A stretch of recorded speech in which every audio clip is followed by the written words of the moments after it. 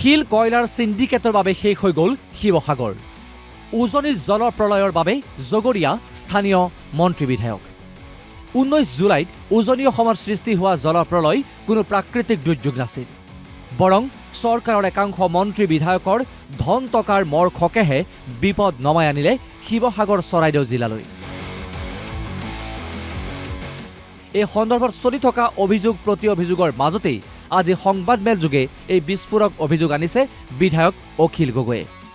অসমৰ মুখ্যমন্ত্ৰীক নাগালেণ্ড পাহাৰত খন্দা আমাৰ অসমীয়া মানুহে খন্দা অবৈধ কয়লা খনন বন্ধ কৰিবলৈ তেওঁ কৈছে যে নাগালেণ্ডৰ মানুহে জানে কি কৰিব।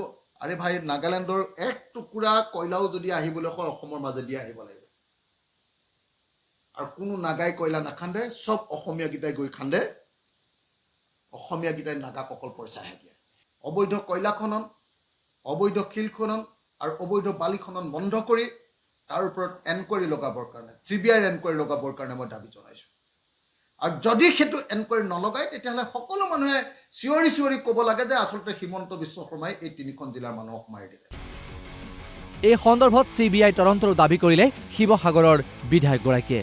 অসমৰ মুখ্যমন্ত্ৰীক নাগালেণ্ড পাহাৰত খন্দা আমাৰ অসমীয়া মানুহে খন্দা অবৈধ কয়লা খনন বন্ধ কৰিবলৈ তেওঁ কৈছে যে নাগালেণ্ডৰ মানুহে জানে কি কৰিব। আৰে ভাই, নাগালেণ্ডৰ এক টুকুৰা কয়লাও যদি আহিবলৈ হয় অসমৰ মাজেদি আহিব লাগিব। আৰু কোনো নাগাই কয়লা নাখান্দে, চব অসমীয়াকেইটাই গৈ খান্দে। অসমীয়াকেইটাই নাগাক অকল পইচাহে দিয়ে। অবৈধ কয়লা খনন, অবৈধ শিল খনন আৰু অবৈধ বালি খনন বন্ধ কৰি তাৰ ওপৰত এনকুৱাৰী লগাবৰ কাৰণে, CBI এনকুৱাৰী লগাবৰ কাৰণে মই দাবী জনাইছোঁ। আৰু যদি সেইটো এনকুৱাৰী নলগায় তেতিয়াহ'লে সকলো মানুহে চিঞৰি চিঞৰি ক'ব লাগে যে আচলতে হিমন্ত বিশ্ব শৰ্মাই এই 3খন জিলাৰ মানুহক মাৰি দিলে। ইপিনে নগা পাহাৰত শিল কয়লাৰ অবৈধ খননৰ অভিযোগক লৈ তদন্তৰ দাবী কৰিছে আটাছুৰ সভাপতি বসন্ত গগৈয়েও। লগতে দাবী কৰিছে জলপ্ৰলয়ত বিধ্বস্ত শিৱসাগৰ আৰু চৰাইদেউ জিলাৰ বাবে 10,000 কোটি টকাৰ পেকেজ।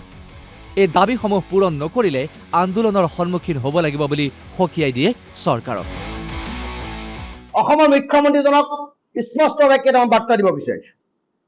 প্ৰথম কথা যে শিৱসাগৰ আৰু চৰাইদেউৰ কাৰণে 10,000 কোটি টকাৰ পেকেজ তেখেতে ঘোষণা কৰিব লাগিব। আৰু 2 নম্বৰ, দুৰ্যোগৰ প্ৰকৃত কাৰণ জানিবৰ কাৰণে এক উচ্চস্তৰীয় বিশেষজ্ঞ সমিতি বনাই তাৰ তদন্তৰ ব্যৱস্থা কৰিব লাগিব। 3 নম্বৰ, যে আজি চৰকাৰে কৈছে যে মাইনিঙৰ কাৰণে এই দুৰ্যোগ হোৱা নাই। যদি মাইনিঙৰ কাৰণে দুৰ্যোগ হোৱা নাই তেতিয়াহ'লে আমি বিচাৰিছোঁ যে অসম চৰকাৰে এটা চইল টেষ্ট কৰক। সেই চইল টেষ্টৰ জৰিয়তে এই দুৰ্যোগত অহা সেই মাটি বালিবিলাক ক'ৰ, পাহাৰৰ, নদীৰ কাষৰ মাটি নে কয়লা সংমিশ্ৰিত মাটি নে শিল সংমিশ্ৰিত মাটি, তাৰ কাৰণে এটা চইল টেষ্ট কৰি অসমৰ ৰাইজক জনাই দিয়ক। শিৱসাগৰ ৰাইজ আৰু চৰাইদেউ ৰাইজে এই কথাটো মনত পুহি ৰাখিছে আৰু চৰকাৰৰ প্ৰতিটো কথাৰ ওপৰত দৃষ্টি নিক্ষেপ কৰি আছে। আৰু চৰকাৰে যদি সময় থাকোঁতেই কামবিলাক নকৰে তেতিয়াহ'লে অসমৰ বিশেষকৈ উজনিৰ এই শিৱসাগৰ আৰু চৰাইদেউ জিলাৰ ৰাইজে কি কৰিব পাৰে, কি কৰিব নোৱাৰে তাক সম্পূৰ্ণৰূপে অসম চৰকাৰক দেখাই দিব।